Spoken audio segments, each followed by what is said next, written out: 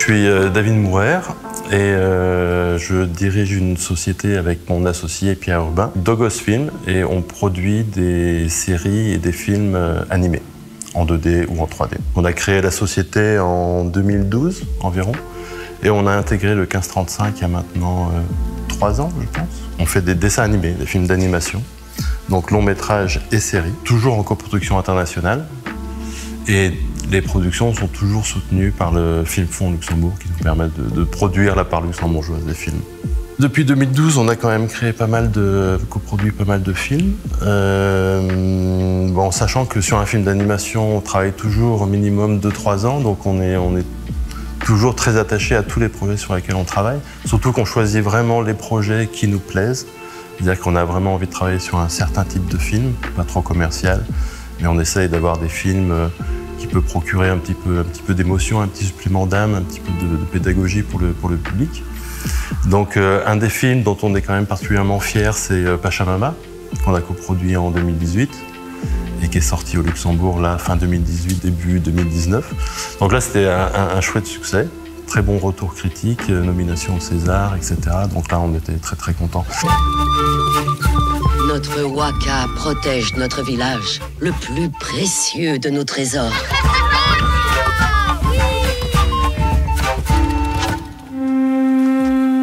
Mais bon, c'est déjà un petit peu le passé. Et pour parler un peu plus de l'actualité, là, on vient de finir une série qu'on a coproduit avec RTL Luxembourg, qui s'appelle en luxembourgeois 1, 2, 3, Moll et Moll, et qui est une série très fraîche, dont on est très content, et qui va commencer à être diffusée sur RTL à partir du 20 septembre. Et c'est un projet très spécial, très original, parce qu'en fait, on a travaillé avec les classes primaires du Luxembourg, fondamentales.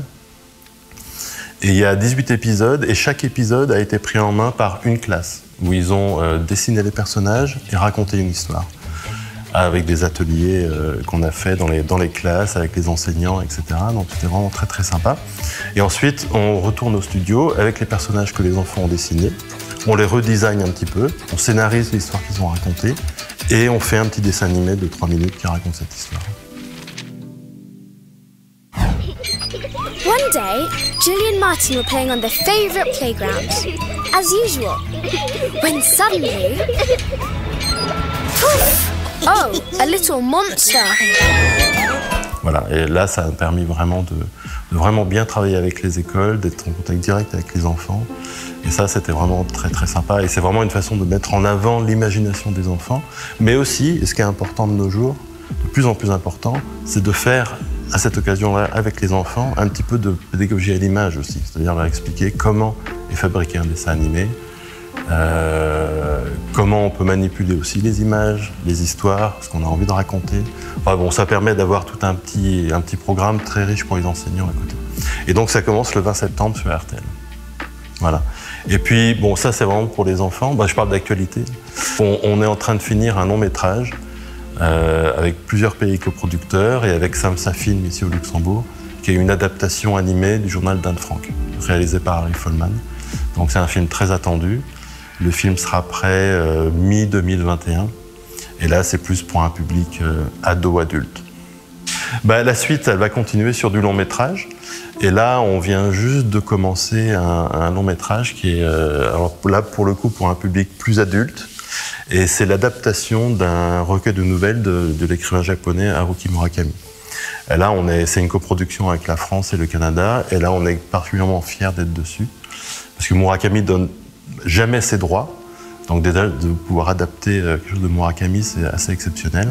Et ça va être un film très poétique, très graphique, qui, on l'espère, aura beaucoup de succès au public, mais aussi en festival. Maybe she was taken by a UFO. What's the most painful thing that's ever happened to you? To me?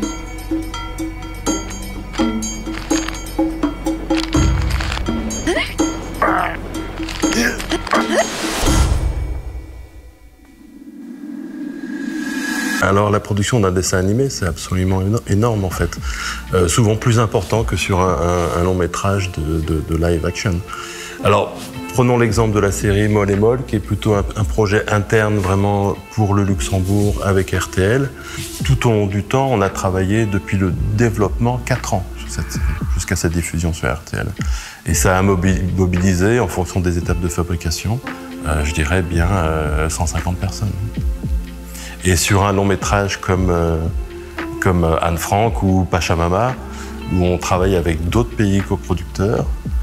La Pachamama, par exemple, c'était avec le Canada et la France. Là, c'est 400 personnes qui peuvent travailler à un moment donné sur le film. Alors, parfois pour des périodes très courtes, hein, mais voilà, pour ça que les génériques sont toujours extrêmement longs. Parce que les métiers de l'animation sont très spécialisés. Il n'y a pas énormément de boîtes de production au Luxembourg, donc on se connaît tous un petit peu. Et chaque fois qu'on rencontrait une boîte de prod, ils nous disaient qu'ils allaient au 1535. Donc on ne savait pas ce que c'était au début. Nous, on était à Kellen au début.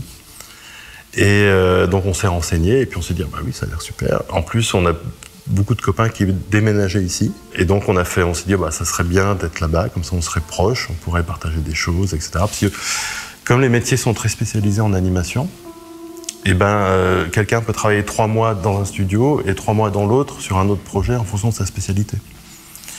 Et du coup, voilà, on se disait pour l'échange des artistes, l'échange des infos, la symbiose du secteur, ça pourrait être sympa d'être aussi au 1535. Bah, le lieu, franchement, il est quand même assez magique et complètement atypique, au moins sur le Luxembourg. C'est-à-dire que déjà la rénovation est quand même très très bien faite, parce que dans les bureaux, dans le bâtiment C, nous on est vraiment très très bien. Et le paysage est assez titanesque et atypique. Et ça impressionne toujours d'ailleurs nos visiteurs, parce qu'on a beaucoup de visiteurs ou de nouvelles personnes qui viennent travailler, des coproducteurs, etc. Et c'est vrai qu'il y a un esprit du lieu qui est assez puissant et qui plante tout de suite un décor très, très spécial. Et je dirais que franchement, le 1535 participe à notre image de marque aussi. Le potentiel est énorme et en plus, il participe en fait à la diversification de l'économie luxembourgeoise. Et par rapport aux différentes crises économiques, crises de l'industrie, bah d'ailleurs le bâtiment où on est le prouve, c'est-à-dire que les industries évoluent et le tissu économique d'un pays change. Et je pense que là, nous, on est vraiment maintenant dans cette nouvelle forme d'économie et je pense qu'on participe vraiment à un renouvellement du tissu économique luxembourgeois. Ça, c'est clair. Et je trouve que par rapport à cette métamorphose-là, qui se précise de plus en plus, notamment au Luxembourg, parce que le Luxembourg est quand même très actif dans ce domaine-là, la ville de Differdange a été quand même très avant-gardiste d'avoir compris que essayons d'attirer le maximum de ces industries-là. Bon, pas seulement industrie, aussi artistes, mais disons que toute personne qui participe au tissu culturel et artistique du Luxembourg à Differdange. Je pense que c'est une énorme plus-value pour la ville. Pour moi, ce qui est important aussi au 1535, c'est tous nos voisins qui sont dans des univers et des secteurs artistiques très différents. Donc nous, on est dans l'audiovisuel et il se trouve qu'il y a quand même aussi pas mal de gens dans l'audiovisuel aussi au 1535. Et le fait d'être sur le même lieu nous permet vraiment de travailler un peu plus ensemble, notamment avec nos collègues de la fabrique d'images, mais aussi avec Radar, qui a participé d'ailleurs à la série dont je parlais, avec Aban aussi, ou les films fauves, avec Laurent Prime aussi, qui a monté un de nos projets. Donc il y a vraiment une synergie entre les secteurs, c'est un peu moins évident, sauf des liens d'amitié qui se créent et qui sont réels. Mais à l'intérieur d'un même secteur, on est vraiment dans un ensemble commun et ça facilite vraiment les échanges et les coopérations.